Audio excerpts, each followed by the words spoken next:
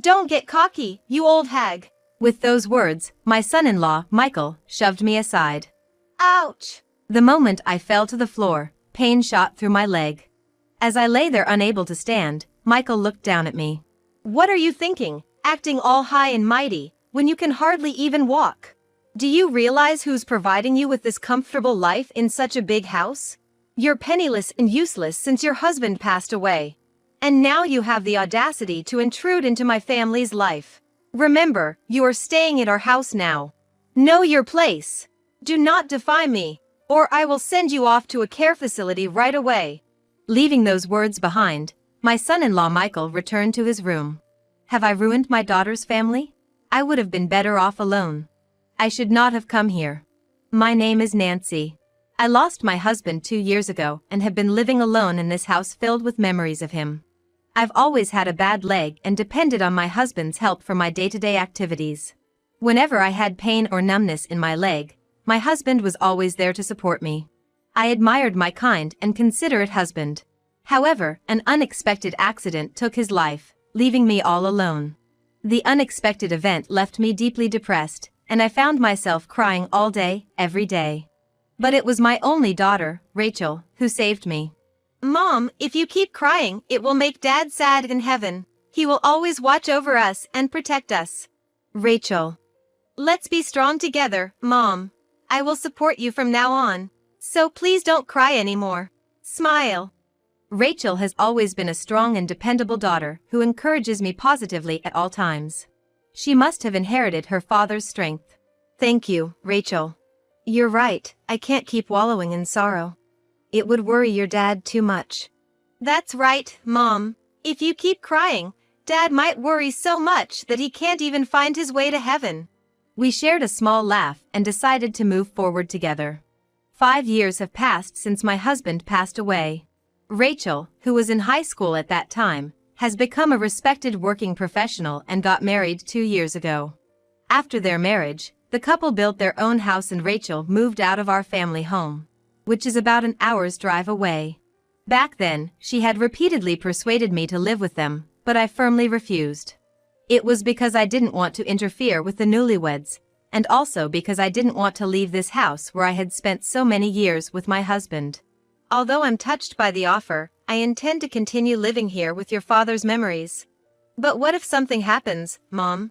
There won't be anyone to help you. Dad may be watching over you, but he can't help you anymore. I understand, Rachel. But it's okay. You should live your own life with your husband, not worrying about taking care of me. Focus on your new family. Although Rachel looked a bit worried, she reluctantly agreed when I insisted. In truth, living alone had its difficulties, but I didn't want to burden my daughter, so I managed to get by. The season had turned to winter. When it got cold, my legs would start to give me trouble. The cold exacerbates the pain and numbness, so I tried to keep as warm as possible. But compared to the warmer seasons, it was much harder to go about my daily life. The winter was particularly harsh that year, so I decided to ask the hospital to increase my medication. Of course, I didn't say a word about this to my daughter and her husband. I didn't want to cause them unnecessary worry or be a burden to them. But my condition was deteriorating. There were times when even standing was difficult, let alone walking. I managed to cope with the pain and go on with my life, but eventually, my daughter Rachel noticed something was wrong. It happened on Christmas Eve when Rachel came to bring me presents. The doorbell rang, and as I tried to get up to welcome her, I couldn't stand. Rachel must have been worried when I didn't answer the door after several rings, so she unlocked the door and walked in. Mom, are you okay? Sorry, I'm just not feeling too well today. I tried to put on a brave face and smile, but Rachel saw through me. Mom, you don't have to push yourself. Please, come stay with us. I can't bear to see you suffer like this. It's okay. I just couldn't move for a moment, but I'll be fine once I take my medicine. No matter how stubborn I was, Rachel insisted. I knew something was wrong the moment I walked in. You, who always keeps everything neat and tidy, have left things lying around, which is unlike you. You're so unwell that even tidying up must be a struggle, right? Also, your medication has increased. It's on the table, but there's a lot more than last time. Rachel was right about everything, and I was left speechless. Please, even if it's only until you're feeling better, come stay with us. When you're back on your feet, you can return to this house. Dad would want the same." With that, Rachel embraced me. I hadn't realized how strong my daughter had become. Rachel was no longer the child I thought her to be. She had become a responsible adult. "Rachel, I'm sorry. I'm truly sorry." We're family. Even though I've moved out after getting married, you and Dad are still my precious family.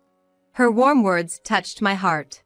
I nearly cried, but I held back my tears and smiled, saying thank you. I agreed to live with them for a while. I packed up some of my things and Rachel drove me to her and her husband's house. Their house was newly built and very beautiful since it was still quite new. The design of the house, with fewer stairs and steps, made me feel as if it was built with my comfort in mind. "Mom, this is your room." Rachel led me to a corner room on the first floor. The room was filled with warm sunlight, and there was a photo of my husband, me, and Rachel. I'm sure this room was prepared by Rachel for me. "The kitchen is this side, and the bathroom is over there. If you need anything, just let me know." "Thank you, Rachel." "Where's Michael?" Since we arrived, Rachel had been showing me around, but her husband Michael was nowhere to be seen. "He should be in his room. Don't worry about it, Mom."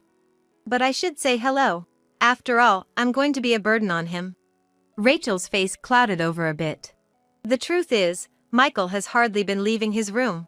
I haven't seen him for quite some time now. But he knows about you moving in, so don't worry." "What do you mean he doesn't come out of his room?" Cutting off my question, Rachel exclaimed, "I'm going to make dinner. It's Christmas Eve today, so I'm going to give it my all," and off she went to the kitchen. This was the first time she had ever said something like that. After all, I hadn't met her husband, Michael, since the day they came to tell me about their marriage. There was no formal meeting with Michael's family, and no wedding ceremony. According to Rachel, Michael's parents are too busy for a formal meeting. We decided together that we didn't need a wedding. As for me, I would have liked to meet his parents if possible, and even a modest wedding ceremony would have been nice. But whenever I brought it up, she would brush me off, saying, maybe when things settle down. So I had stopped bringing up the topic. That night, Rachel served up a homemade meal. Roast chicken, salads, pizzas, and other extravagant dishes that I wouldn't normally make myself filled the table. Michael was not there, as expected, but I did not mention it and took a seat. "This looks delicious. When did you become such a good cook?" "I've been studying a lot. Just taste it." She deftly served the dishes onto my plate, and I took a bite of salad with Rachel's homemade dressing. "It's delicious. Really? I'm so glad. Eat up." She seemed so pleased that she kept piling food on my plate. We ate our fill and talked late into the night. It had been a while since I had a meal and a chat like this with Rachel, and it was really enjoyable. "Oh, it's already 10 p.m. I have work tomorrow, so I'm going to clean up quickly. You rest, Mom." "We've been talking for a long time. Can I help clean up?" "No, it's fine, I'll finish quickly. Good night, Mom."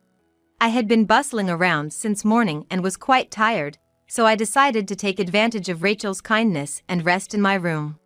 I'm concerned about Michael, but it's not my place to interfere. I decided not to make any unnecessary remarks and went to sleep. "Have a nice Christmas." Around 8 a.m., Rachel left for work. There was a note in the kitchen, "Eat this if you want," alongside a homemade meal. Had she gotten up early to prepare this? I felt both grateful and guilty. I need to get my leg in better shape so I can return home as soon as possible. I was in my room, working on exercises and rehabilitation for my leg. I heard footsteps from the direction of the stairs. The footsteps were heading towards the kitchen. It was Michael. I hurried to the kitchen. Good morning, mother-in-law." Michael, looking rather disheveled, greeted me in a relaxed tone.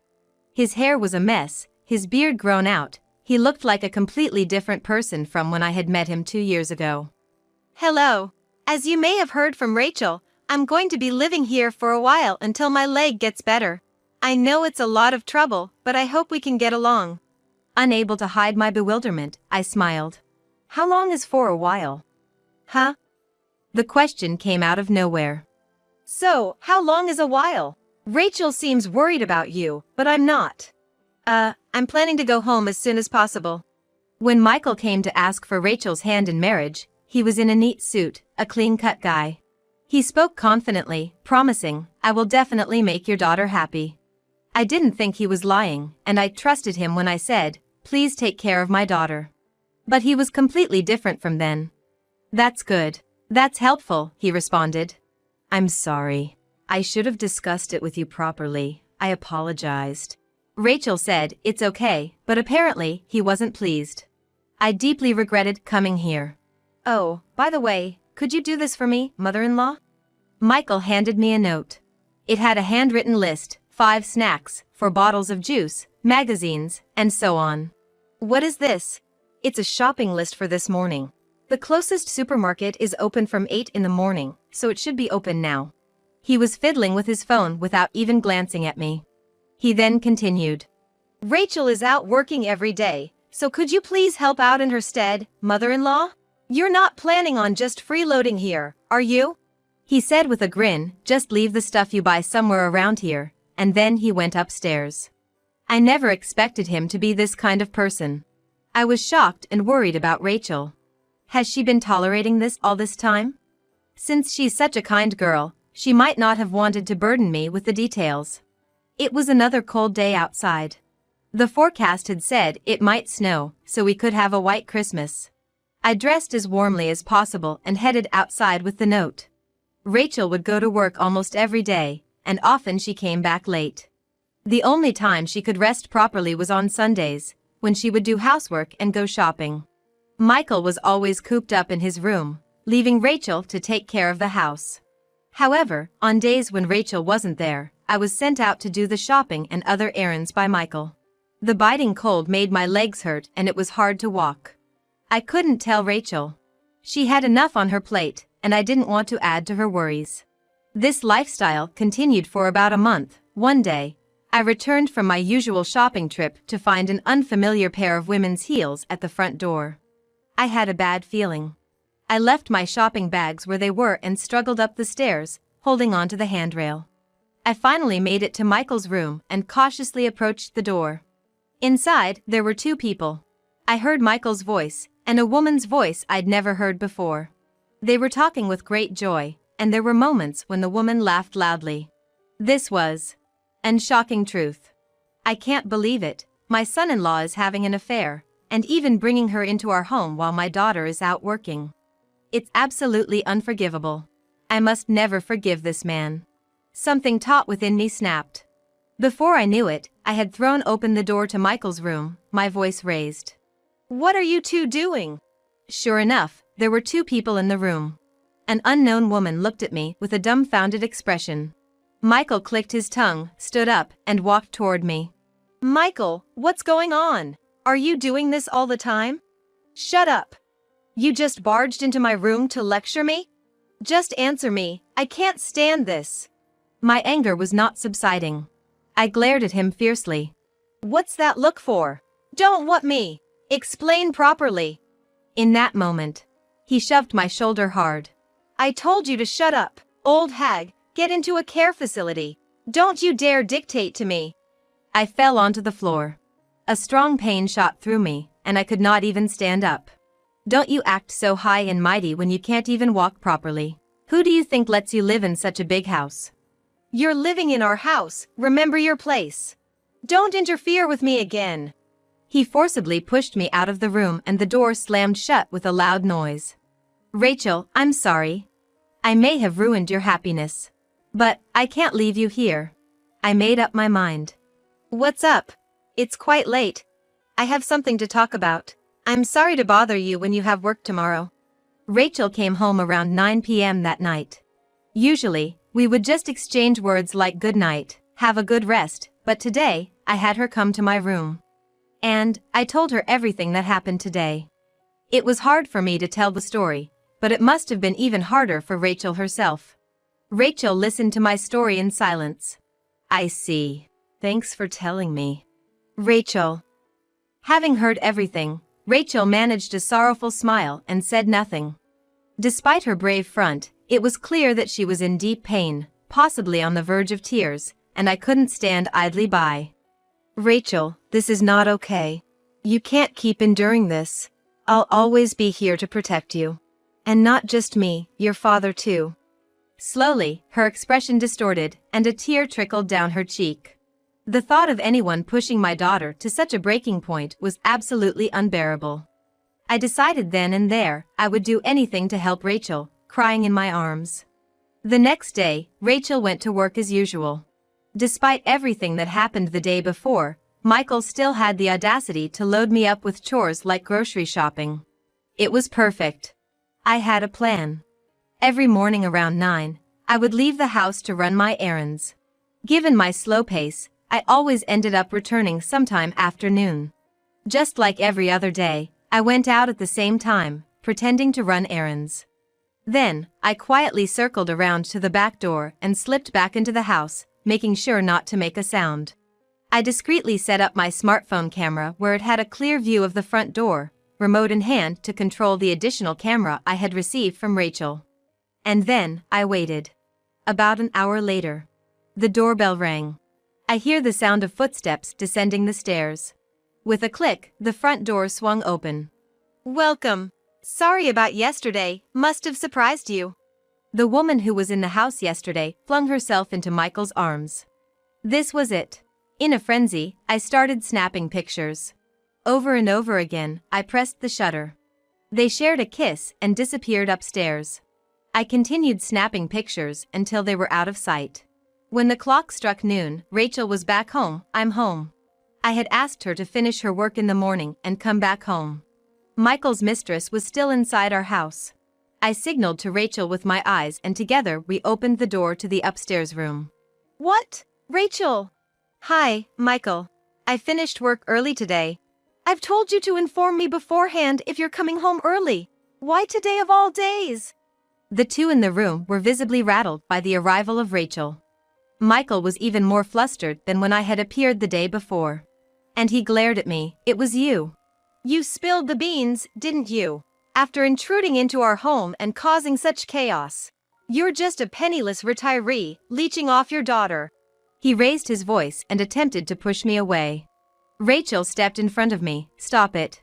Out of my way. Are you seriously prioritizing your mother over your own husband? Well, aren't you prioritizing your mistress over your own wife? Just get out of my way. I want your mother out of our house now. Our house. He still seemed to think the house was his. I never told you, but the owner of this house is my mom. What?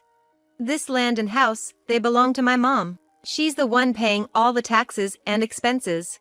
But if you knew that, your pride would be hurt, wouldn't it?